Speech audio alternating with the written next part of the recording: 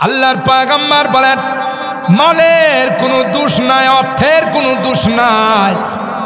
ব্যক্তিটা যদি নেককার হয়ে যায়, ব্যক্তিটা যদি আল্লাহওয়ালা হয়ে যায়, তার মাল কোনোদিন গুনার কাজে লাগবে না। কথা বলেন ঠিক? হযরত সুলাইমান পয়গম্বর গোটা বিশ্বের তিনি বাদশা ছিলেন। হযরত সুলাইমান আল্লাহর কাছে দোয়া করেছেন, রব্বি হাবলি মুলকান লা ইয়ামবাগি লি আহাদিম মিন বা'দি ইন্নাকা আনতাল ওয়াহ্হাব। এ মালিক, আমাকে এমন রাজত্ব দিবা, এমন বাদশাহী আমাকে দিবা, কিয়ামত পর্যন্ত কেউ যেন এই জাতীয় বাদশাহী না পায়।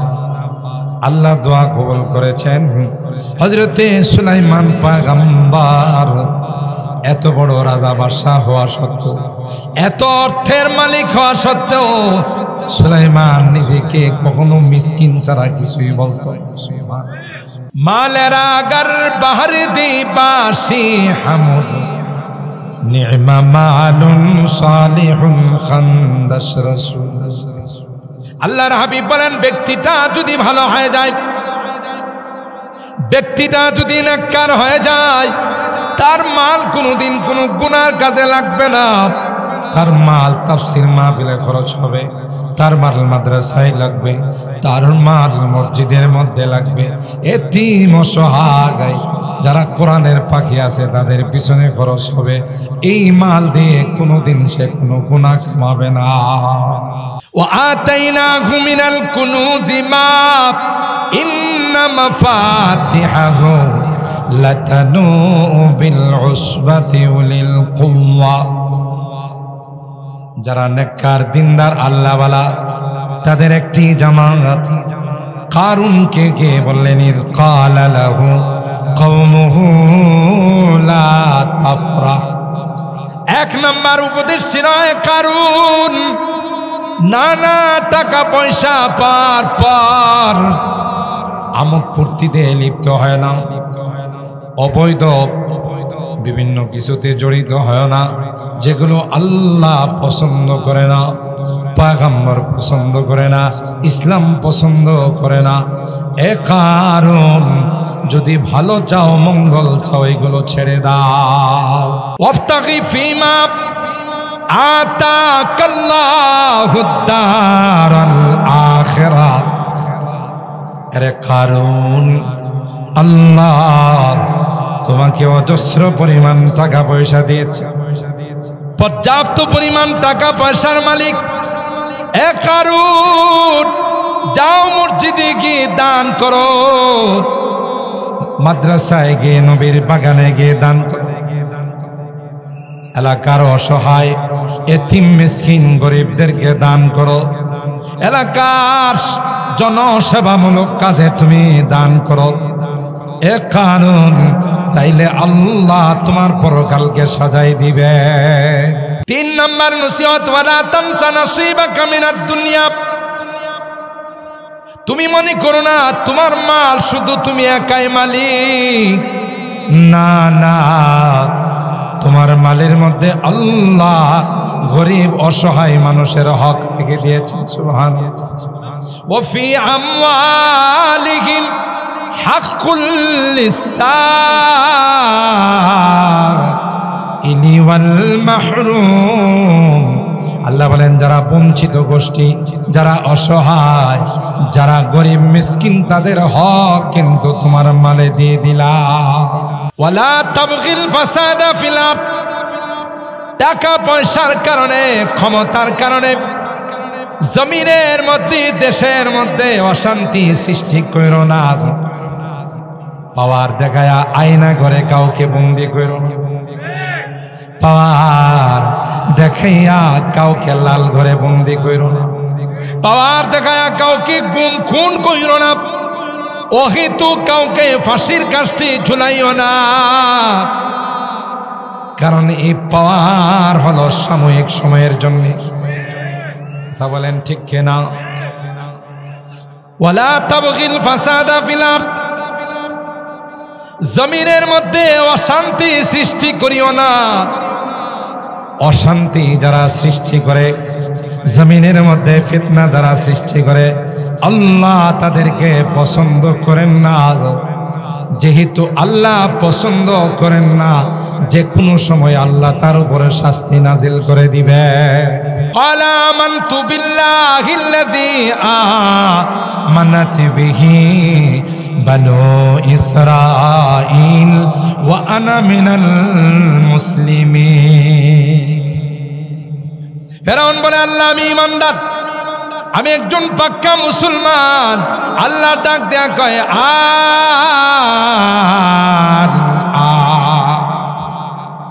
এতদিন তোমার ঈমান আনার সময় হয় না, এখন মরার সময় ঈমান আনলা কোনো কাজে আসবে না। এ ভাই, শেষ কথা বলে যাচ্ছি, আমরা মুসলমানরা নিজেদেরকে দুর্বল মনে করি, অনেক সময় হীন মন মানসিকতায় আমরা ভুগি। আল্লাহ কয় না না, পৃথিবীতে যত সন্তান প্রবেশ করে প্রত্যেকে ইসলাম ধর্ম নিয়ে আসে, আবার পৃথিবীর থেকে যাওয়ার সময় সবাই ইসলাম ধর্ম নিয়ে দেওয়ার চেষ্টা করবে। ওয়াবতাগি ফীমা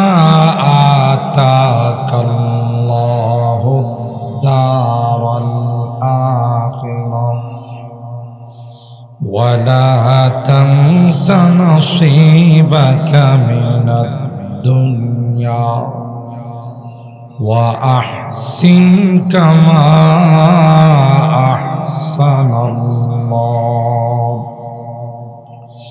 وأحسن كما أحسن الله إليك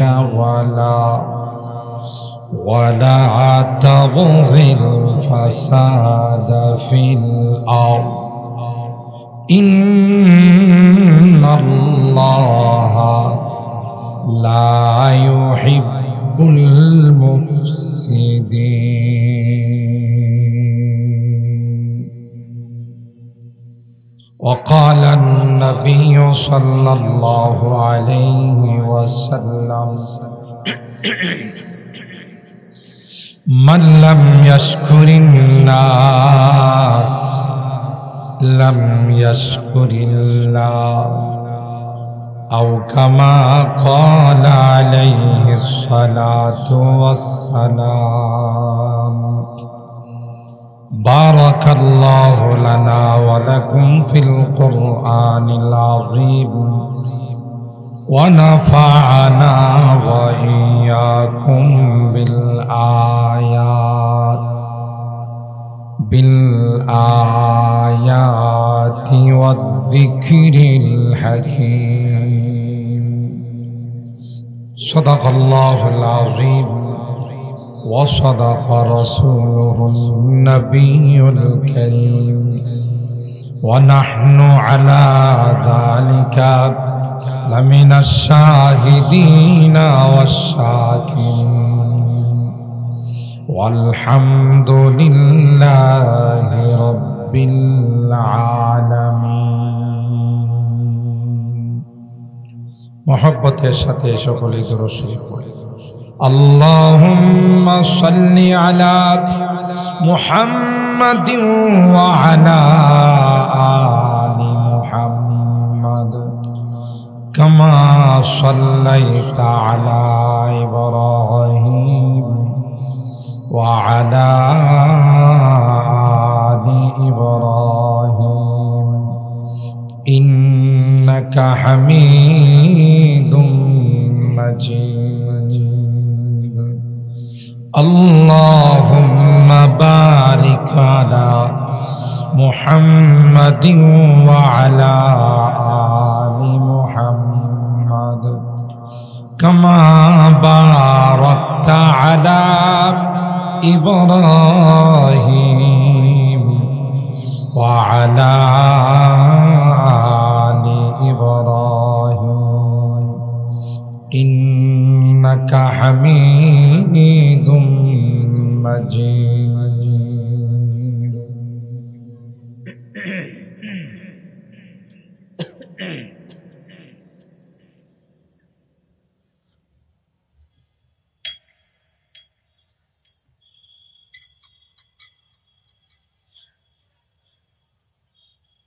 আলহামদুলিল্লাহ সুম্মা আলহামদুলিল্লাহ। ঐতিহ্যবাহী সরাইল তাফসীর কমিটির উদ্যোগে আয়োজিত 10 দিন ব্যাপী তাফসীর মাহফিলের 50 বৎসর পূর্তি উপলক্ষে আয়োজিত আজকের তাফসীর মাহফিলের সম্মানিত সদর হযরতুল আল্লামা মুফতি শামসুল হক সাহেব, সভাপতি সরাইল তাফসীর কমিটি, হযরতে উলামায়ে কেরাম, বেরাদারানে ইসলাম, পর্দার আড়ালের মা ও বোনেরা, আল্লাহ পাকের দরবারে লাখো কোটি শুকরিয়া জেরফে কানা। ঐতিহ্যবাহী তাফসীর মাহফিলে অগণিত অসংখ্য মানুষ থেকে আমাদের কিছু মানুষকে মাগরিবের নামাজ জামাতের সাথে আদায় করে আজকের এই আজিম শান তাফসীর মাহফিলে আসার এবং বসার তৌফিক দান করেছেন। এই জন্যে অন্তরের অন্তঃস্থল থেকে কালিমাতুশ শুকর আদায় করে জোরে সুরে বলি আলহামদুলিল্লাহ। আমি বিনয়ের সাথে অনুরোধ করি, আমরা যারা এলাকাবাসী নিয়ামতের কদর না করলে সেই নিয়ামত কিন্তু জায়েল হয়ে যায়, চলে যায়। বিশাল আয়োজন, কমিটিতে বুজুর্গ উলামায়ে কেরাম, জবরদস্ত উলামায়ে কেরাম কমিটির মধ্যে আছেন, পাশাপাশি কোরআন প্রেমিকরা আছেন। যে সকল উলামায়ে কেরাম এই তাফসীর কমিটিতে আছেন, ওনারা এক একজন এক এক মাহফিলের প্রধান মেহমান হয়ে আলোচনা পেশ করেছেন। আর এই তাফসীর মাহফিলের সবচেয়ে বড় বৈশিষ্ট্য হল যিনি ছিলেন রাইসুল মুফাসসিরিন। রাইসুল মুফাসসিরিনের এই লকব যাকে দিয়েছিলেন ফখরে বাঙ্গাল আল্লামা তাজুল ইসলাম সাহাব নব্বরাল্লাহু মারকাদা ওয়া বারাদাল্লাহু মাজআ ওয়া জাআলাল জান্নাতাল ফিরদাউসাল আ'লা মাসওয়া, বলি সকলে আমিন। তার হাতে এই মাঠের তাফসীর শুরু হয়েছে। তো হযরত আমাদের মাঝে তার স্মৃতি, তার এই ঐতিহ্য রেখে গেছেন। এলাকাবাসী আমরা যারা আছি আমাদেরকেও এই নিয়ামতের কদর করা প্রয়োজন। আমরা একটু পারি না, এত দেশের সমস্ত বড় বড় উলামায়ে কেরাম, পোস্টারে আপনারা নাম দেখেছেন। 50 বৎসর পূর্তি উপলক্ষে বাংলাদেশের এমন কোনো ফেমাস আলেম নাই, মুফাসসির নাই যাদেরকে কমিটি এই তাফসীর মাহফিলে দাওয়াত দেন। আলহামদুলিল্লাহ। ও ভাই, বৎসর কি বৎসর ঘুরেও যাদের একটা শিডিউল পাওয়া যায় না, এই জাতীয় মুফাসসিরিনে কেরাম, ওয়াইজিনে কেরাম, মুকাররিরিনে কেরাম আজকের এই মাহফিলে দাওয়াত রেখেছেন। প্রতিদিন আমাদের মাঝে এক একজন করে উপস্থিত হয়ে মূল্যবান নসিহা পেশ করবেন। যেমনটা বিজ্ঞ উপস্থাপক একটু আগে বলেছেন, ভাই মেহমান এসে যদি বাড়িতে মেজবান না পায় তাহলে মেহমান অনেক খুশি হয়। ওই যে আমাদের একজন আলেম বলতেছেন যে আয়সা ফিরে যা, গেছিলাম আপনি নাই চলে আসছেন। কথা এত বড় বড় মেহমান আমাদের মাঝে উপস্থিত হবেন, আমরা যারা মেজবান আছে আমরা যদি না থাকি তাহলে বলুন তো দেখি মেহমান খুশি হবেন না বেজার হবেন? আমি না হয় ব্রাহ্মণবাড়িয়ার কৃতি সন্তান, ব্রাহ্মণবাড়িয়ারই একজন, কেউ থাকলেও বয়ান করব, না থাকলেও বয়ান করব, যেহেতু মনে করি আমার এলাকা। কিন্তু যারা বিদেশে মেহমান আসবে, ফরিদউদ্দিন আল মোবারক সাহেব আসবেন, নানুপুরের বিশ্বাবুজুর আসবেন, একজন সুদূর ফেনী থেকে আরেকজন সুদূর চট্টগ্রাম থেকে, আরেকজন জসিমউদ্দিন রহমানী সাহেব সুদূর ঢাকা থেকে। আয়সা এই পরিমাণ শ্রোতা যদি দেখেন তাহলে তো বক্তব্য অটোমেটিকলি তাদের ভিতর থেকে বের হয়ে চলে আসবে। কথা কয় না, এক লাইন ভুল হয় না, তাইলে বোঝা গেল আমরা এই নিয়ামতের কদর করছি। আমরা আমাদের দোকানে, ব্যবসা বাণিজ্যে, রাস্তাঘাটে, যেখানে সেখানে ঘোরাফেরা করতেছি। মাহফিলের যে কত মর্যাদা, এই তাফসীর মাহফিলের যে কত দাম, আসলে আমরা এটাই উপলব্ধি করতে পারি। 20 তারিখ থেকে শুরু হয়েছে, তাই না?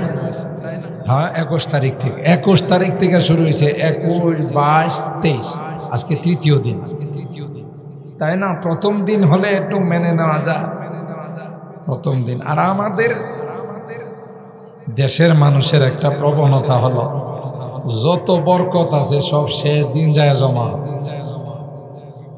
কথা কয় না,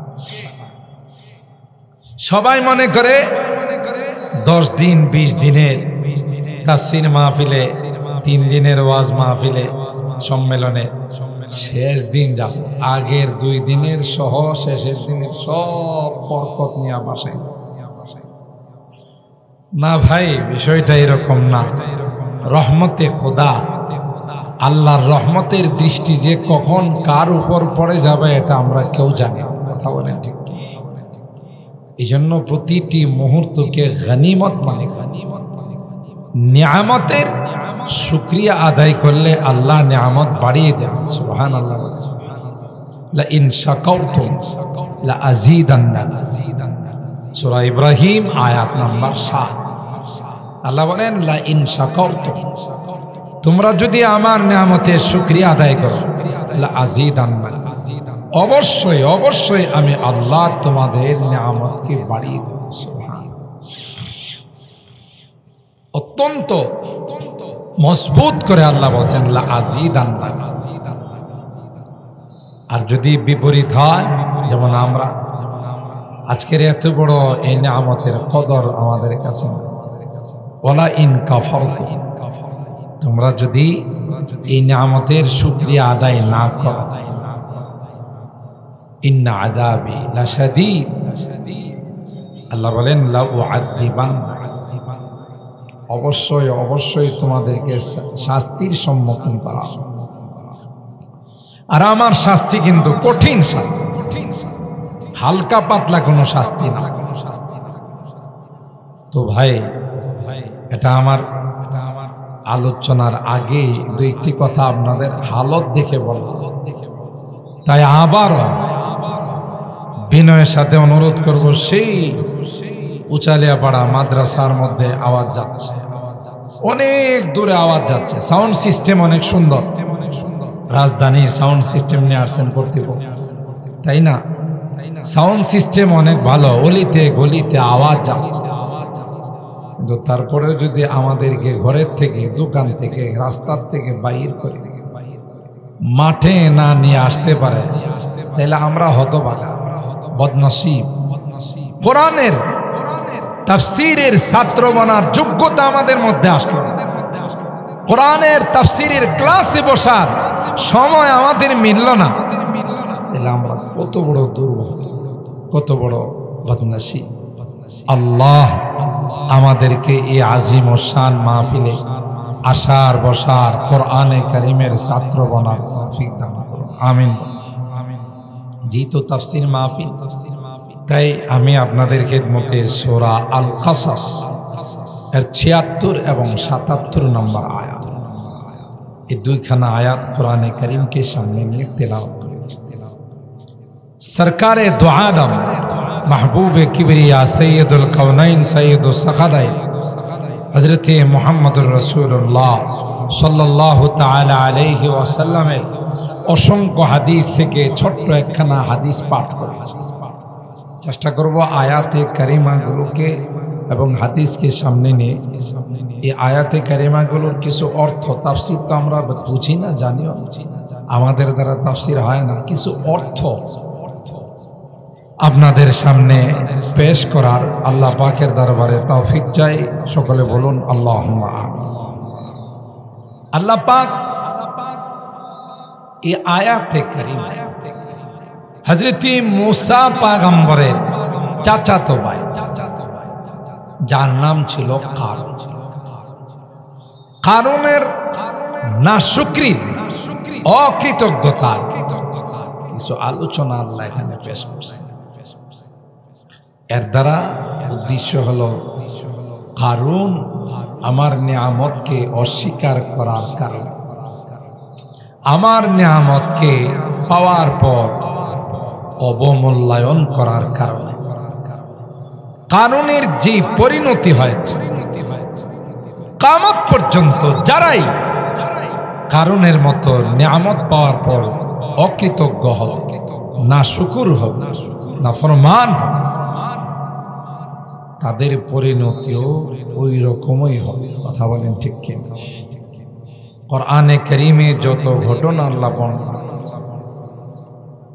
সেই ঘটনাগুলো সম্পর্কে আল্লাহ তাআলা বলেন, লাকাদ কানা ফি কাসাসিহিম ইবরাতুল লিউলিল আলবাব। এই সকল ঘটনার মধ্যে যারা উলুল আলবাব, বুদ্ধিমান, বিচক্ষণ, যারা জ্ঞানী, আকলমান, তাদের জন্য অনেক অনেক উপদেশ রয়েছে। ফি কাসাসিহিম ইবরাতুল লিউলিল আলবাব। আল্লাহ বলেন যারা বুদ্ধিমান, বিচক্ষণ, জ্ঞানী, তাদের জন্য এর মধ্যে অনেকগুলো উপদেশ রয়েছে। সুবহানাল্লাহ। এই ছোট্ট করে যদি বলি, আল্লাহর কাছে যারা বুদ্ধিমান, আমাদের কাছে তারা বুদ্ধিমান না। আমাদের কাছে যারা বুদ্ধিজীবী, যারা আমাদের কাছে আকলমান, তারা আবার আল্লাহর কাছে বুদ্ধিজীবী নয়। আমরা সাধারণত বুদ্ধিজীবী যাদেরকে মনে করি, বিচক্ষণ, আকলমান যাদেরকে মনে করি, দুনিয়ার লাইনে যারা একটু বুঝে, তাদেরকে আমরা মনে করি এরা বড় বুদ্ধিমান, এরা বড় বিচক্ষণ। যদিও নামাজ পড়ে না, রোজা রাখে না, হালাল হারাম মানে না, নবীর সুন্নতের ধার ধারে না, তারপরেও কিন্তু আমরা তাদেরকে বিচক্ষণ মনে, বুদ্ধিজীবী মনে, বুদ্ধিমান মনে। আল্লাহর কাছে এরা বুদ্ধিমান নয়। আল্লাহর কাছে বুদ্ধিজীবী যারা, তাদের ডেফিনেশনটা একটু ভিন্ন। সূরা আলে ইমরানের মধ্যে আল্লাহ বুদ্ধিজীবীদের কোয়ালিটি বর্ণনা করেছেন। الذين يذكرون الله قياما وقعودا وعلى جنوبهم ويتفكرون في خلق السماوات والأرض ربنا ما خلقت هذا باطلا سبحانك فقنا عذاب النار। আল্লাহ বলেন বুদ্ধিমান আর বুদ্ধিজীবী হলো এই ব্যক্তি যে সারাক্ষণ আমি আল্লাহকে স্মরণ করে গে। তার মানে হলো ইউসাল্লুনা কিয়ামান ওয়া কুউদা, জীবনে কখনো কোনো অবস্থাতে যারা নামাজ ছাড়ে না, দাঁড়ানোর শক্তি থাকলে দাঁড়িয়ে নামাজ পড়ে, তাও যদি সম্ভব না হয় বসে বসে নামাজ পড়ে, বসার যদি শক্তি না থাকে তাইলে শুয়ে শুয়ে ইশারা করে নামাজ পড়ে। জীবনে কোনোদিন যারা নামাজ কাজা করে না, বুদ্ধিজীবী কারা, বুদ্ধিমান কারা, তাদের সংজ্ঞা, তাদের তারিফ, ডেফিনিশন আল্লাহ এই আয়াতের মধ্যে। যাদের ঈমান নেই, বেঈমান, দুনিয়ার লাইনে যতই তারা বিচক্ষণ হোক না কেন, আল্লাহ বলেন বুদ্ধিজীবী তো দূরের কথা, এটি তো আমার কাছে জিন্দাই না, মরা কথা কয় না। পৃথিবীর যত বড় সুপার পাওয়ার রাষ্ট্রের মালিক হোক না কেন, ঈমান নাই, আল্লাহ বলেন দত্তরি, এটা মরা, চতুষ্পদ জন্তুর চেয়ে তো আরো নিকৃষ্ট। কথা বলেন ঠিক কোরআনের। আওয়ামান কানা মাইতান ফাআহইয়াইনাহু ওয়া জাআলনা লাহু নূরান ইয়ামশি বিহি ফিন নাস কামান মাসালুহু ফিয-যুলুমাতি লাইসা বিখারিজিম মিনহা কাযালিকা যুয়িনা লিল কাফিরিনা মা কানু ইয়ামালুন। আল্লাহ বলেন যারা ঈমানদার নয়, হোক না সে আমেরিকার প্রেসিডেন্ট, হোক সে চায়নার প্রেসিডেন্ট, হোক সে রাশিয়ার প্রেসিডেন্ট, দুনিয়ার যত বড় সুপার পাওয়ারের মালিক হোক না কেন, আল্লাহ ডাক দেয়া কয় এরা একটাও আমার কাছে জিন্দা না,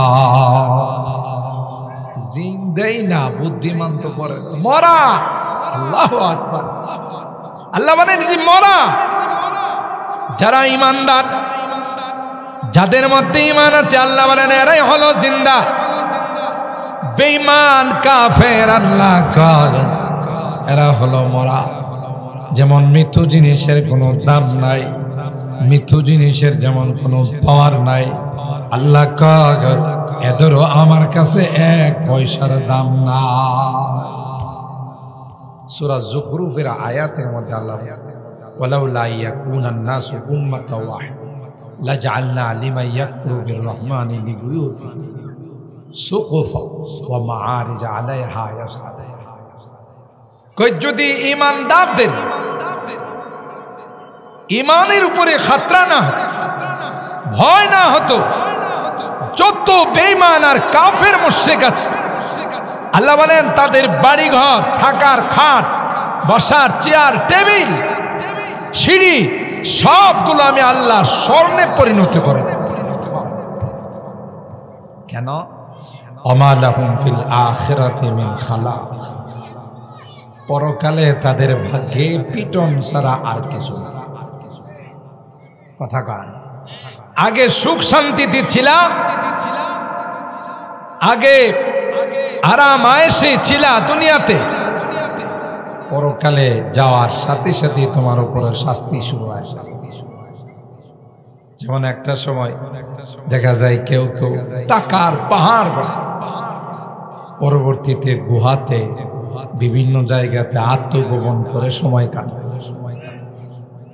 দুনিয়া তো আল্লাহ এরকমের দৃষ্টান্ত থাকে যে কি দামি দামি গাড়ি, পরে দেখা যায় ভাঙ্গা সোড়া নৌকা দিয়ে নদী পার হইতে চায়, তাও মাঝখানে মাঝিরা দেখে যে ব্যাগের মধ্যে টাকা ভর্তি। কথা কয় না, দেখা কয় এটা কি কাপড় চোপড়, একটু খুইলা দেখি, চেইন টান দেয়া দেখে বাবারে বাবা টাকার বান্ডি, টাকাগুলো রাইকা আবার স্বদেশে ফেরত দিয়েছে। আর দেশের মানুষ হারানো মানিক পাওয়ার পর সবাই অংশগ্রহণ করে।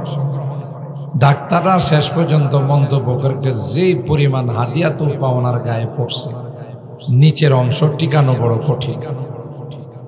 কথা গান, নিচের অংশ টিকানো সম্ভব। টাকার পাহাড় করছে। এক সময় আদালতে বসে এরাই ফতোয়া দিত, যারা বয়ান করে মাঠে ময়দানে ওয়াজ করে, দুদক দুর্নীতি দমন কমিশনকে বলতো যে তাদেরকে তদন্ত করে তাদের ইনকাম অফ সোর্স কি সেগুলো বের করে তাদের বিরুদ্ধে ব্যবস্থা নেওয়া হয়। আল্লাহ কয় না, তাদের বিরুদ্ধে ব্যবস্থা নেওয়া লাগবে না, ইনকাম অফ সোর্স তোমার কি সেটা তদন্ত করে নিচের অংশের মধ্যে ট্যাক্স বসানো হয়। কথা বলেন ঠিক কিনা? দুনিয়াতে দুর্নীতি করে, 2 নাম্বারি করে, 3 নাম্বারি করে, টাকা কামাইবা হালালে হারামে তার জবাব দিতে হবে আল্লাহর কাছে। কথা বলেন ঠিক কেন? আল্লাহ বলেন যারা বেঈমান কাফির যারা, পরকালে তাদের কোনো শান্তি নাই। কবরে যাওয়ার সাথে সাথে তার শাস্তি শুরু হয়ে যাবে, মায়ের শুরু হয়ে যাবে। এই জন্য আল্লাহ কয়, এ মুসলমানের সন্তান, 31 নাইটে আনন্দ উদযাপন করা এটা তোমাদের কাজ না, এটা হলো বিজাতি বিধর্মীদের কাজ। এরা বিভিন্ন উৎসবে নিজেরা আনন্দ ফুর্তি করে, কথা বলেন ঠিক কিনা?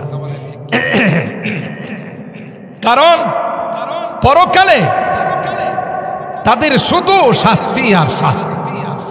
এগুলো তোমাদের কালচার নয়, তোমাদের জন্য তো অনন্ত অসীমকালের সুখ শান্তির ব্যবস্থা জান্নাতে রাখছেন, কথা বলেন। আর দুনিয়া সিজনুল মুমিন ও জান্নাতুল কাফির, দুনিয়াটা তো ইমানদারদের জন্য তার জেলখানা, কয়েদখানা। এখানে সুখ শান্তির জন্য ইমানদার আসে না, এরা এখানে আনন্দ ফুর্তি করবে, আমোদ ফুর্তি করবে, আর পরকালে তাদের শুধু শাস্তি আর শাস্তি। ঠিক না বেঠিক? মুহতারাম হাজিরিন, এই আয়াতে আল্লাহ রাব্বুল আলামিন এই জাতীয় নিয়ামত পাওয়ার পর যারা নিয়ামতের শুকরিয়া আদায় করেন তাদের কি ভয়াবহ পরিণতি হবে, এই বিষয়ের উপর এখানে আলোকপাত করা হয়। তো হযরত মুসা পয়গম্বরের চাচাতো ভাই ছিল, বড় দিনদার ছিল, বড় নেককার ছিল, কিন্তু দুনিয়ার লাইনে এমটি পকেট ছিল, টাকা পয়সা জিরো, কিচ্ছু ছিল না। আল্লাহ তাআলা তাকে ধন দৌলতের মালিক বানাইছে, প্রচুর পরিমাণে টাকা পয়সার মালিক। কোরআনে আল্লাহ বলতেছেন, লাতানু বিল উসবাতি উলিল কুওয়া, এত পরিমাণের তাদের মালিক ছিল কারণ তার গোডাউনের চাবি বহন করার জন্য হাজার হাজার উটের দরকার। আল্লাহু আকবার। অল্প স্বল্প টাকা পয়সার মালিক ছিল, শুধু চাবি বহন করার জন্য লাতানু বিল উসবাতি উলিল কুওয়া, শক্তিশালী বিশাল উটের জামাত শুধু চাবি বহন করার। কি পরিমাণ টাকা পয়সা! এত টাকা পয়সা আল্লাহ তাকে দিয়েছেন কারণ, অথচ একটা সময় তার কিছুই ছিল না। কিন্তু এই টাকা পয়সা পাওয়ার তার মধ্যে আস্তে আস্তে আল্লাহর নাফরমানি শুরু হয়ে গেছে। টাকার স্বভাব বড় খারাপ, দুনিয়ার ধন দৌলতের স্বভাব বড় খারাপ। এটা যার কাছে আসে তাকে অবাধ্য বানায় ফেলা, নাফরমান বানায় ফেলা, যদি সে এটাকে কন্ট্রোল করতে না পারে। টাকা না আসলে এত গুনাহ তার দ্বারা হয় না কেন? টাকা পয়সার সমস্যা। টাকা যখন হাতে আসে, গুনার যত সামান আছে, যেমন টাকা থাকার আগে ঘরের মধ্যে টিভি ছিল, এখন টাকা পয়সা যখন কিছু হাতে আসে, মিসেস বলে যে একটা টিভি নিয়ে আসেন, অন্যের বাড়িতে যায় টিভি দেখা, এটা কেমন দেখা যায়, নাউজুবিল্লাহ। এই ঘরের মধ্যে টিভি নিয়ে আসে,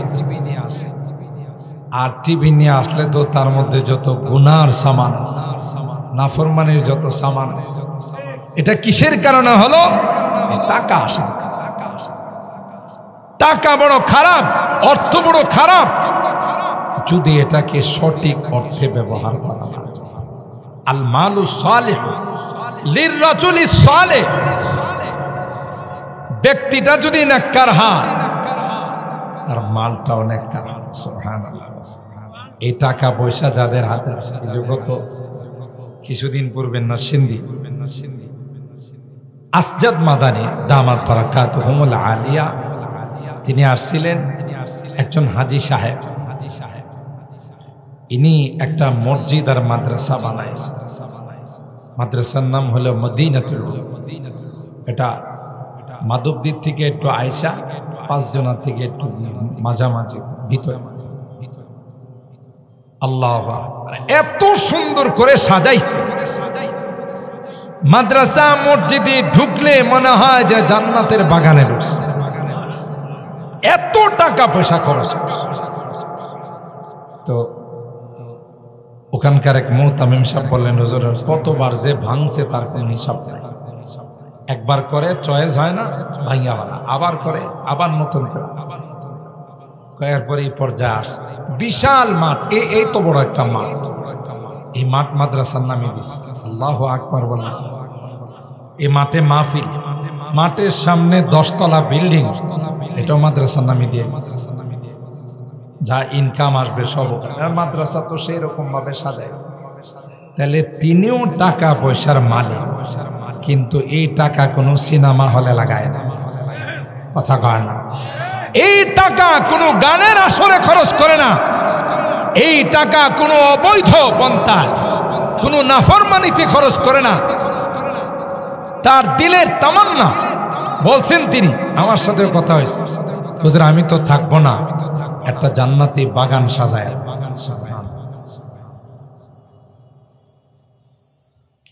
মালেরা গর বাহরে দিবাসি হামুদ নি'মা মালুন সালিহুন খান্দাস রাসূল।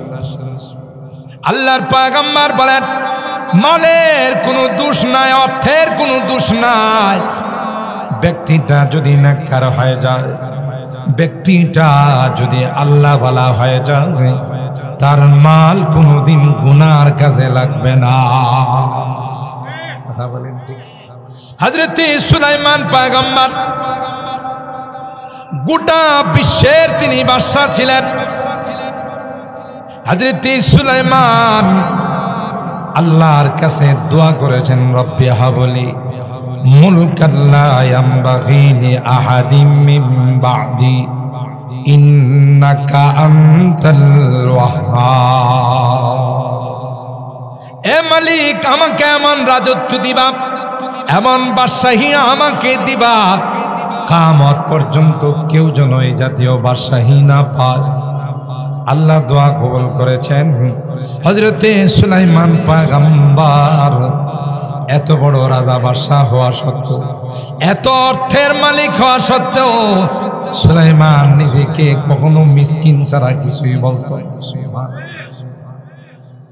মাল আসছে ঠিক, কিন্তু এই মাল পাওয়ার পর মালের স্রোতে তিনি ডুবে যান নাই। কথা বলেন ঠিক কি? মালের স্রোতে ভেসে যান নাই। হযরত উসমান ইবনে আফফান সৈয়দুল জুদ ওয়াস সাখা, যাকে বলা হয় দানশীলতার সরদার, লিডার, নিজেকে কোনোদিন মালদার ভাবে না। কথা বলেন ঠিক কি? মালেরা গর বাহর দিবাসি হামুদ নি'মা মালুন সালিহুন খান্দাস রাসূল। আল্লাহর হাবিব বলেন, ব্যক্তিটা যদি ভালো হয়ে যায়, ব্যক্তিটা যদি নেককার হয়ে যায়, তার মাল কোনোদিন কোনো গুনার কাজে লাগবে না।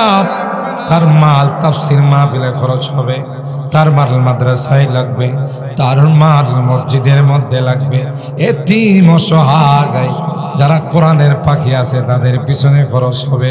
এই মাল দিয়ে কোনোদিন সে কোনো গুনাহ কামাবে না। কথা বলেন ঠিক কিনা? এই মাল হজম করতে পারে নাই কে? কারণ। কথা বলেন ঠিক কিনা? মাল পায়া তার মধ্যে দাম্ভিকতা চলে আসছে, অহংকার চলে আসছে, নিজেকে নিজে অনেক বড় মনে করা শুরু। যেমন অনেকে আছে ক্ষমতা পায়া কি করবে সে নিজেই হিসাব করে মিলাইতে পারে। কথা কার? সামান্য একটু ক্ষমতা পায়া তার পাওয়ার দেখে, তার দাম্ভিকতা দেখে কি, তার বিভিন্ন রকমের অনৈতিক জুলুম অত্যাচার দেখে কি, আল্লাহ তারে বারবারই সিগন্যাল দিয়ে, দেখ দাম্ভিকতা প্রকাশ করিস না, অহংকার করিস না। আমি কিন্তু যখন টান দিয়া ধরব তখন কিন্তু তোকে কেউ বাঁচাইতে পারবে। ইজ্জত দেওয়ার মালিক, ক্ষমতা দেওয়ার মালিক কে, আবার নেওয়ার মালিক কে? কুলিল্লাহুম্মা মালিকাল মুলক তুতিল মুলকা মান তাশা ওয়া তানজিউল মুলকা মিম্মান তাশা ওয়া তুইজ্জু মান তাশা ওয়া তুযিল্লু মান তাশা বিয়াদিকাল খায়র ইন্নাকা আলা কুল্লি শাইইন কাদির। আমরা এগুলো বুঝি না। আমাদের নেতাদের একটা স্লোগান আছে, কেউ নেতা থাকলে রাগ করে না। নেতারা বিভিন্ন সেমিনারে বক্তব্য দিতে গিয়ে প্রথমে বলে জনগণ সর্বময় ক্ষমতার মালিক। নাউজুবিল্লাহ করবেন না, এটা একটা কুফরি স্লোগান, কথা কয় না। সর্বময় ক্ষমতার মালিককে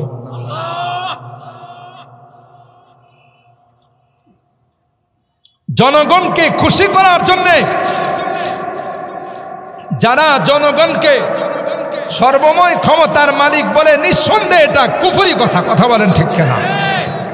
সর্বময় ক্ষমতার মালিক আল্লাহ যদি রাজি থাকে, আল্লাহ যদি চান তাইলে ক্ষমতায় টিকতে পারে, না চাইলে মুহূর্তের মধ্যে ক্ষমতা ছাড়তে হয়। এটা আল্লাহ বুঝাই দেন যে তোমরা কল্পনাও করতে পারবে না, আমি যখন সিদ্ধান্ত নিব কেউ কোনো অস্ত্র কোনো বাহিনী কাউকে টিকিয়ে রাখতে পারে।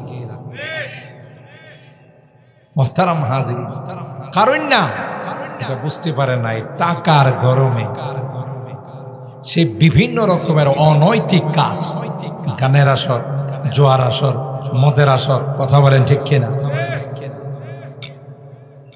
বিভিন্ন রকমের অনৈতিক কাজে কারণ যখন জড়ায় গেল, তখন একদল দিনদার আল্লাহওয়ালা সাহেবে নিসবত তার কাছে গেলেন, তাকে একটু উপদেশ দেওয়ার জন্য। কি দেওয়ার জন্য?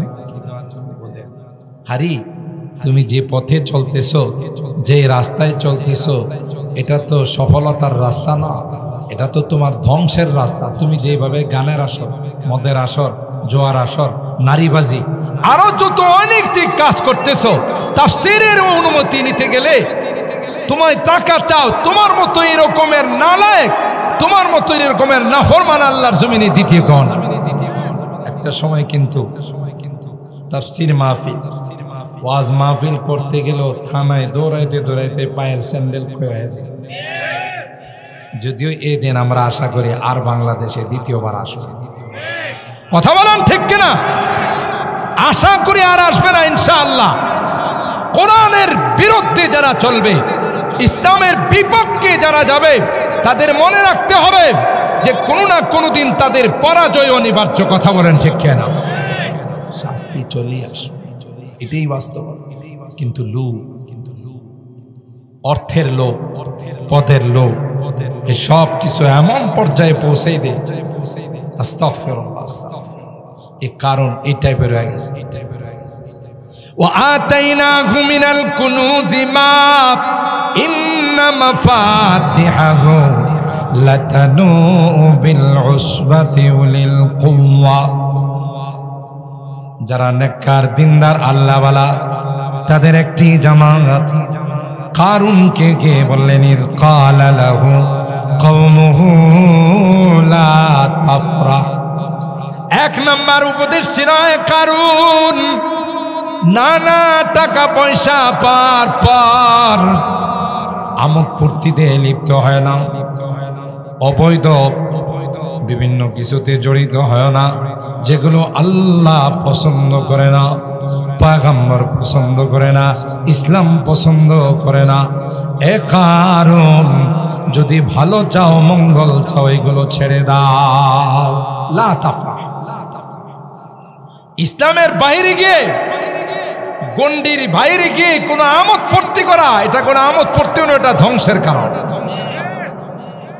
আমাদের সমাজে যাদের একটু টাকা পয়সা বেশি আছে, বিবাহ শাদীর অনুষ্ঠানের মধ্যে দেখবেন গায়ে হলুদের নামে অনুষ্ঠান। যদি আপনাদের সরাইলে নাই, অন্য জায়গায় আছে। হ্যাঁ, গায়ে হলুদের নামে লাল নীল বাতি, ডেস্ক বাজানো, আর রাত্রের বেলায় যুবক যুবতীরা ডেস্কের সামনে বেহায়ার মতো নাচানাচি করা, এই জন্য আমি এটার নাম দিছি গায়ে হলুদ এবং মরিচ। মানুষ লাফালাফি করে কখন, যখন কোনো না কোনো দিক দিয়ে খোঁসায়, তো নিশ্চয়ই আর গায়ে কেউ মরিচ লাগাইছে। মরিচ না লাগাইলে তুই নাচানাচি করস কা? আপনি বলুন, যে বিবাহের প্রারম্ভে শুরুতে এই সকল অবৈধ অনৈতিক কাজ হয়, এই সংসার থেকে, দাম্পত্য জিন্দেগি থেকে যে সন্তান আসবে নিঃসন্দেহে এটা আব্দুল কাদের জিলানী। কথা কয় না, তবে আব্দুল কাদের জিলানী সব জায়গা থেকে ঠিক বলা যায়। যার শুরুটাই গুনাহ দিয়ে, হারাম দিয়ে, আর যাই হোক এই রকমের দাম্পত্য জিন্দেগি থেকে ভালো কোনো সন্তানের আশা করা যায় না। এটা এরশা শিকদার হবে, কথা বলেন ঠিক কিনা? এটা কালা জাহাঙ্গীর টুকায় সমান হবে, এটা ওই শির মতো বদমাশ হবে। কেন? গোড়া নষ্ট। এই জন্য আপনি নেককার সন্তান চান, আপনি চান আপনার সন্তান আপনার সেবা করুক, আপনার সন্তান নেককার হোক, ভালো হোক, তাহলে গোড়াতেই আপনার ভালোর ব্যবস্থা নিতে হবে। কথা বলেন ঠিক কি? ইন্না আযামান নিকাহি বারাকা আইসারুহু মাউনা। আল্লাহর হাবিব বলেন, যে বিবাহ শুক্রবারের দিনে মসজিদের ভিতরে হবে, এই বিবাহ হলো সবচাইতে বরকতওয়ালা বিবাহ। কারণ ওখানে কোনো গান বাজনা নাই, ওখানে কোনো নাচানাচি নাই, অবৈধ কাজ নাই, কোনো রকমের অপচয় নাই। কথা বলেন ঠিক কিনা? এই জন্য কারণকে বললেন লা তাফরাহ, তুমি অতি আনন্দ ফুর্তিতে লিপ্ত হও না। ইন্নাল্লাহা লা ইউহিব্বুল ফারিহিন, আল্লাহ অতি আমোদ ফুর্তিকারীকে পছন্দ করেন না। যারা সীমা লঙ্ঘন করে, সীমানার বাহিরে গিয়ে অবৈধ আমোদ ফুর্তিতে লিপ্ত হয়, খেল তামাশায় লিপ্ত হয়, আল্লাহ তাদেরকে পছন্দ করে। এক নাম্বার উপদেশ দিল, আমি বলছি আগে যে তর্জমা করবে তাফসীর, তাফসীর তো মুফাসসিরিন کرام করে। দুই নাম্বার উপদেশ ছিল আফতাগি ফিমা আতাকাল্লাহুদ দারাল আখিরা, তুমি তো পরকাল কামাই করার একটা সুবর্ণ সুযোগ পাইছো। যারা নসিহত করতে গেলেন উলামায়ে কেরাম, আল্লাহর ওলিরা, তাকে বললেন, আরে কারুন, কয়জনের কপাল এরকম হয় এত টাকা পয়সার মালিক হয়? আল্লাহ তোমাকে মায়া করে টাকা পয়সার মালিক বানাইছে। তুমি দ্রুত 50 বছর পূর্তি উপলক্ষে ছড়াইল অন্নদা মাঠে তাফসীর মাহফিল হচ্ছে। এখানে বাংলাদেশের বড় বড় মুফাসসিরিন কেরাম উপস্থিত হচ্ছেন। 5,000 টাকা, 10,000 টাকা আমি আল্লাহ তোমাকে দিয়েছি আমার কোরআনের তাফসীরের জন্য, ওখানে ব্যয় করো, এটা আমার ব্যাংকের মধ্যে জমা। কথা বলেন ঠিক কিনা? তোমার আমি টাকা পয়সা দিই সরাইল বাজারে, তোমার ব্যবসা সবার চেয়ে চাঙ্গা, এই ব্যবসাতে আরো বরকত হবে। ঘি সুফিজি সাহেব, সভাপতি সাহেব হুজুর, সেক্রেটারি সাহেব ইসলামাবাদ মাদ্রাসার মোহতামিম সাহেব আহসানুল্লাহ সাহেব হুজুরের কাছে, কেশিয়ার সাহেব আছে মাওলানা মোইন সাহেব, ওনাদের হাতে 10,000 টাকা দিয়ে আসো, যে হুজুর আমি তাফসীর মাহফিলে শরীক হলাম, আল্লাহ বলবেন তোর এই টাকাটা আমার আখিরাতের ব্যাংকে আমি জমা রাখব। আর এটা এত বাড়া বাড়বে, তুই অবাক হয়ে যাবে যে আমার এত টাকা তো আমি আল্লাহর রাস্তায় দান করি। আল্লাহ বলবে করছস কম, এটাতে বাড়াইছি। মসজিদ মাদ্রাসায়, অন্যদা স্কুল মাঠের পাশে মসজিদ, যে জীর্ণ শীর্ণ অবস্থায়, তুমি হিম্মত করো, আল্লাহ আমার টাকা দিছে, আল্লাহ তোমার এই ঘরটা আমি বানাবো, আল্লাহ বলেন তোর জান্নাতের ঘর বানাই। কথা বলেন ঠিক কিনা? কারণ মসজিদে সবার টাকা লাগে না। কথা বলেন, তোমার টাকা যদি মসজিদের মধ্যে লেগে যায় তুমি ভাগ্যবান। হাতে নাও যে আল্লাহর ঘর, এই মসজিদ এই অবস্থায় পড়া আছে আজকে এতদিন যাবত, এই মসজিদের যা লাগবে তার ব্যবস্থা আমি করব। সুবহানাল্লাহ।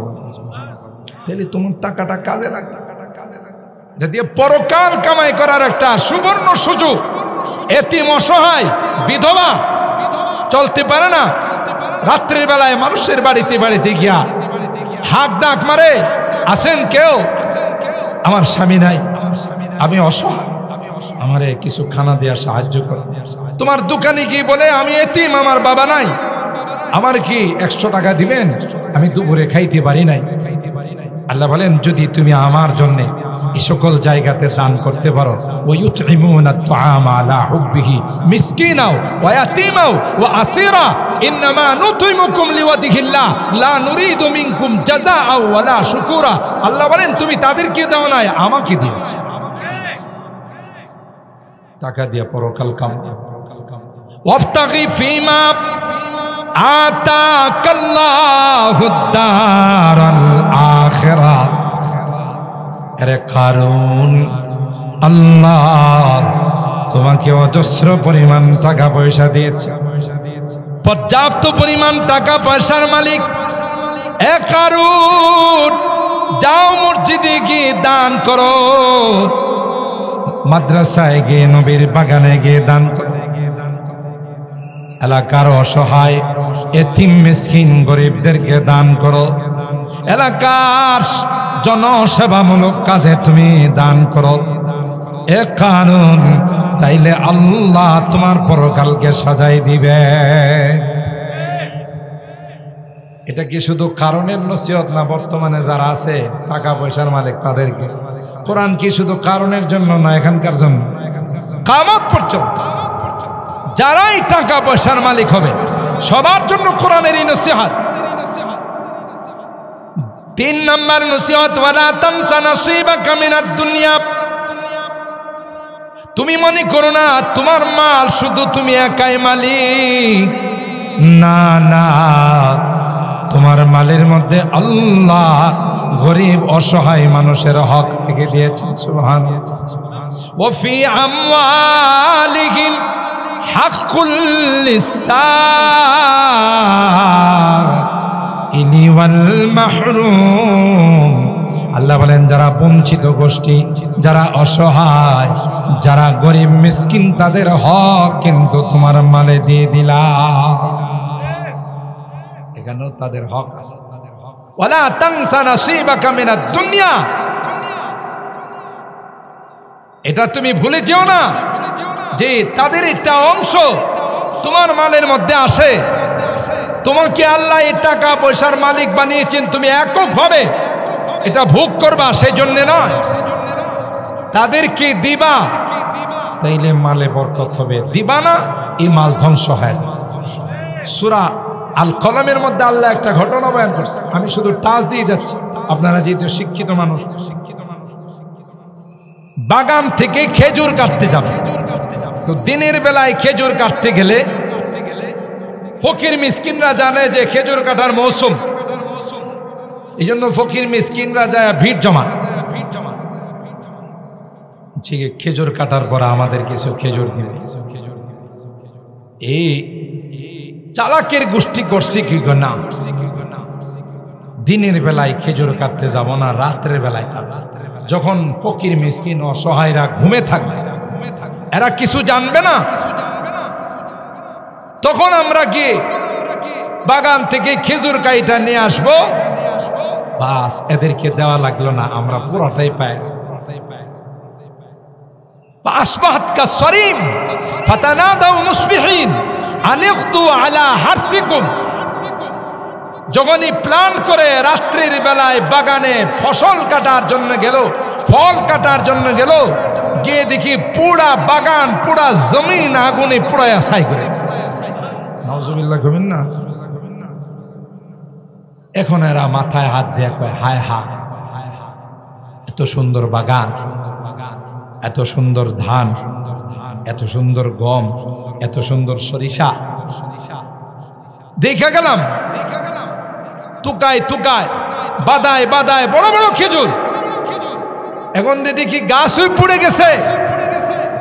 আল্লাহ কয় আমার গরিব অসহায় মিসকিন মানুষকে মাহরুম করার কারণে আমি আল্লাহ তোদেরকেও মাহরুম করে দেব। কথা বলেন ঠিক না? ইতিহাস আল্লাহ বর্ণনা, হাদিসের মধ্যে বুখারী শরীফের হাদিস আছে, লম্বা হাদিস, আমি ইশারা দিয়ে যাচ্ছি। 3 ব্যক্তিকে আল্লাহ পরীক্ষা করার জন্য, একজন ছিল কুষ্ঠরোগী, আরেকজন অন্ধ, আরেকজন টাকপরা। ফেরেশতা পাঠাইলেন, ফেরেশতা পাঠায়া হযরতে জিবরিল আমিন বললেন যে আপনার যে সমস্যা, আপনি হলেন টাকপরা, মাথায় চুল নাই, আপনি কি চান? কো ভাই, আমার এই চুলটা যদি আবার চলে আসতো তাইলে এটা আমার জন্য বড় সবচাইতে প্রাপ্য, এটা আমার সবচাইতে পাওয়ার বিষয়। ফেরেশতা মাথায় হাত বুলাই দিয়েছে, সুন্দর করে চুল গজাই। সুবহানাল্লাহ। তাকে বললেন তোমার কাছে সবচাইতে প্রিয় প্রাণী কোনটা বল? তো বলল আমার উট হলে ভালো হয়। ঠিক আছে, তাকে গাভীন উট দিয়ে দিল আর বললো এটা লালন পালন। এক বিশাল এক পাল হয়ে গেল। আরেকজনের কাছে গেল, সে হলো কুষ্ঠরোগী, তাকেও একই অবস্থা, একই জবাব দিল।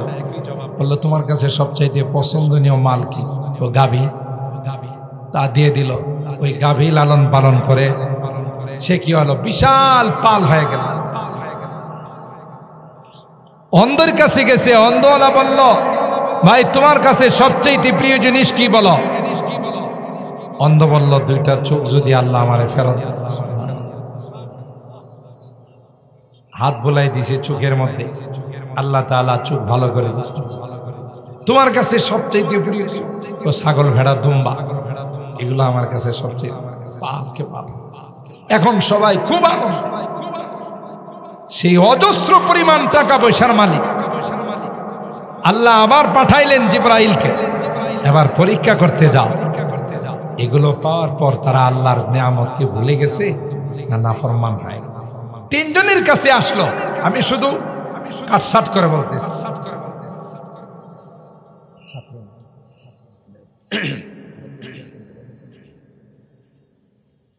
ভাই শুনেন, ঘটনা ঘটনা না, পরবর্তীতে আয়েশা ওই যে প্রথম তাকে বললেন ভাই আপনি কি টাক পড়া রোগী ছিলেন না? আমি টাক পড়া রোগী ছিলাম। কে খুশি মনে আছে না? বইলা গেছে এই যে ওয়াকানা আল ইনসানু কাফুরা, মানুষ বড় অকৃতজ্ঞ। কথা বলেন ঠিক কিনা? আপনি অমুক ছিলেন না কেন? আপনার কোনো টাকা পয়সা ছিল না, পরে আল্লাহ আপনাকে উঠ দিছেন, আল্লাহ আবার দিছে কবে? নাউজুবিল্লাহ। যদি মিথ্যা বলে থাকেন, মিথ্যা যদি বলে থাকেন, তাহলে যেরকম ছিলেন সেই রকম যেন হয়ে যান।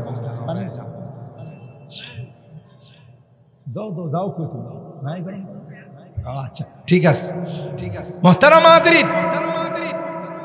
তখন সে আগের মতো হয়ে গেল। নাউজুবিল্লাহ বলে। ওই কুষ্ঠরোগীও অস্বীকার করছে, আগের মতো। অন্ধের কাছে যাওয়া, অন্ধ বলতেছেন ভাই আমি অন্ধ ছিলাম, আমার আল্লাহ আমার চোখ ফিরে দিয়েছে। আমার পালের থেকে যে কয়টা দুম্বা, যে কয়টা বকরি আপনি নিতে চান নিয়ে যান, আমার কোনো আপত্তি নাই। এগুলোর কোনটার মালিক আমি নয়, এগুলোর মালিক আল্লাহ। বললেন তোমার এই তিনজনের পরীক্ষার মধ্যে তুমি পাশ করছো, তোমার প্রতি আল্লাহ রাজি হয়ে গেছে, তাই তোমার এগুলো থাকবে, আর বাকি দুইজনের ধ্বংস হয়ে গেছে। শুকরে নিয়ামত নি'মাতাত আবজুকুনা, কুফরি নিয়ামত নি'মাতাত বেরুকুনা। নিয়ামতের শুকরিয়া করলে বাড়ে, আর না শুকরি করলে চিনিয়ে নিয়ে যান, শাস্তির উপযুক্ত। কথা বলেন ঠিক কি? তাকে যখন এই কথা বলা হলো, কত নাম্বার উপদেশ? ওয়ালা তানসা নাসিবাকা মিনাদ দুনিয়া, 3 নাম্বার। 4 নাম্বার হলো ওয়া আহসিন কামা আহসানাল্লাহু ইলাইক। তুমি পথের ভিখারি ছিলে, কিছুই তোমার ছিল না, আল্লাহ তোমার উপর বিশেষ দয়া, বিশেষ ইহসান করে তোমাকে আল্লাহ এই পর্যায়ে পৌঁছাইছে। তুমি ওইভাবে আল্লাহর দেওয়া সৃষ্টির উপরে দয়া করো। ইরহামু মান ফিল আরদ ইয়ারহামুকুম মান ফিস সামা। একটা বেশ্যানারী যদি কুকুরকে পানি পান করায় জান্নাতি হয়ে যায়, আল্লাহু আকবার বলেন। ইরহামু মান ফিল আরদ ইয়ারহামুকুম মান ফিস সামা। তোমার উপরে যেমন আসমানের মালিক দয়া করছে, এহসান করছে, তার অনুগ্রহ, তুমিও আল্লাহর সৃষ্টির উপর অনুগ্রহ করো, দয়া করো, তাইলে আল্লাহ তোমার জীবনে মালে সবকিছুতে বরকত। 5 নম্বর নসিহত, ওয়ালা তাবগিল ফাসাদা ফিল আরদ। টাকা পয়সার কারণে, ক্ষমতার কারণে জমিনের মধ্যে, দেশের মধ্যে অশান্তি সৃষ্টি করো না। পাওয়ার দেখায়া আয়না ঘরে কাউকে বন্দি করো না। পাওয়ার দেখাইয়া কাউকে লাল ঘরে বন্দি করো না। পাওয়ার দেখায়া কাউকে গুম খুন করো না। অহেতু কাউকে ফাঁসির কাস্টে ঝুলাইও না, কারণ এই পাওয়ার হলো সাময়িক সময়ের জন্য। তা বলেন ঠিক কিনা? ওয়ালা তাবগিল ফাসাদা ফিল আরদ। জমিনের মধ্যে অশান্তি সৃষ্টি করিও না। অশান্তি যারা সৃষ্টি করে, জমিনের মধ্যে ফিতনা যারা সৃষ্টি করে, আল্লাহ তাদেরকে পছন্দ করেন না। যেহেতু আল্লাহ পছন্দ করেন না, যে কোনো সময় আল্লাহ তার উপরে শাস্তি নাজিল করে দিবে। ঠিক কিনা বলেন? দাম্ভিকতা, অহংকার, তাকাব্বুরি সব আল্লাহ মাফ করেন, বরদাস্ত করেন। এগুলো বরদাস্ত করেন। যখনই কাহার ভিতরে দাম্ভিকতা চলে আসে, যেমন ফেরাউনে এতটাই মুতাকাব্বির, ফেরাউনে এতটাই তার মধ্যে অহংকার চলে আসছিল, একটা পর্যায়ে ফেরাউন দাঁড়িয়ে বলতো, আলাইসা লি মুলকু মিসরা ওয়া হাযিহিল আনহারু তাজরি মিন তাহতি। তোমরা কি আমাকে চিনো না? এই মিশরের বাদশা আমি, নীল নদ, সমুদ্র সবগুলো আমার ইশারায় চলে। তোমরা কাকে মানো? আম আনা খায়রুম মিন হাযাল্লাযী হুয়া মাহিন ওয়া লা ইয়াকাদু ইউবিন। নবীর দিকে ইঙ্গিত করে, হযরত মূসা পয়গম্বরের দিকে ইঙ্গিত করে বলতেছে, কাকে মানো? কারে পৌঁছার পর একটা পর্যায়ে আল্লাহ ফেরাউনকে নিয়ে পানিতে ডুবায়া মারছে। কথা কার? যখন মারা যাবে, সমুদ্রে ডুবে যাবে, তখন ওখানে গিয়ে ফেরাউন তার জাতির উদ্দেশ্যে বলতেছে, দেখছো কি পাওয়ারফুল বাদশা। আমার আশা লাগে না, কোনো প্ল্যান করা লাগে না, শুধু মিশরের সিংহাসনে বসে আমি আঙ্গুল দিয়ে ইশারা করছি যে 12টা পদ্মা নদী হয়ে যা, পদ্মা সেতু হয়ে যা। এ আমার ইশারাই যথেষ্ট। ইশারা করতে দেরি হয়। লৌহিক সাগরে 12টা পদ্মা সেতু হতে দেরি হয় নাই। পদ্মা সেতু কি হে বানাইছে? বলেন, এই কার্পেটিং রাস্তা বানাইছেন কে? আর কৃতিত্ব নিতে চাই কে? ফেরাউন। কথা বলেন ঠিক কিনা? আল্লাহ ফেরাউন রে ডাক দিয়ে কয়, হ্যাঁ যথার্থ, তুই ঠিকই বলছিস। তোর হাতের বানানো দেখেই তো এখনো কিচ্ছু হয় নাই, বহাল আছে, তুই উদ্বোধন কর। কথা কয় না। আল্লাহ কয়, তোর সৈন্য সামন্ত নিয়ে, তোর চেলা বাহিনী নিয়ে, সবাইকে নিয়ে তুই ঢুকে যা। দেখিস না কত সুন্দর ভাবে সেতুগুলো দাঁড়ায় আছে, কার্পেটিং রাস্তা সমুদ্রের উপরে বহাল আছে। সুতরাং তুই ওখানে গিয়ে এটার উদ্বোধন কর। উদ্বোধন করে দেখবে যে তোর বানানো সেতু কত কাজে লাগতেছে। কথা কয় না। যখনই ফেরাউন তার বাহিনী নিয়ে লৌহিক সাগরের এই সেতুগুলোর উপর উঠল, কার্পেটিং রাস্তার ভিতরে গেছে, সমুদ্রকে আল্লাহ ডাক দেখো, আর সায়ার কিল লাগে, মার, ধমাধম মার। কথা বলেন ঠিক কিনা? দুই দিকে ধমাধম করে ঠাস ঠাস করে পানিগুলো সেতুকে তছনছ করে ফেললো। ফেরাউন এবং ফেরাউনের বাহিনী সহ সবগুলোকে ডুবিয়ে ফেলল। কথা বলেন ঠিক? দাম্ভিকতা এখন গেলে কই, তোর না বলে, তোর অর্ডারে না বলে চলে, তোর এখন ডুবাই কা। ফেরাউন যখন পানিতে ডুবতেছে, তখন তো দেখলো, হায় হায়, আমার বানানো সেতু আমারে মারতেছে। কথা কান। তখন ফেরাউন বারবার তাফসীরের কিতাব খুলে দেখুন, তাফসীরে মারিফুল কোরআন, আল্লামা ইদ্রিস কান্দলবী রহমাতুল্লাহ আলাইহি লেখা, তিনি ওখানে লিখেন হযরত জিবরাইল আল্লাহর আরশ থেকে নেমে সমুদ্রের নিচে থেকে কাদা নিয়া ফেরাউনের মুখে চাপ দিয়া ধরছে, চাপ দিয়া ধইরা কই যদি আবার বলবে যে ওয়া আনা মিনাল মুসলিমিন, আল্লাহ আমি একজন পাক্কা মুসলমান, একটা থাপ্পড় দিব, 32টা দাঁতের পরে আরো 2টা দাঁত বেশি ফেলাই। কথা বলেন ঠিক কি? قال آمنت بالله الذي آمنت به بنو إسرائيل وأنا من المسلمين। ফেরাউন বলে আল্লাহ আমি ঈমানদার, আমি একজন পাক্কা মুসলমান। আল্লাহ ডাক দেয়া কয়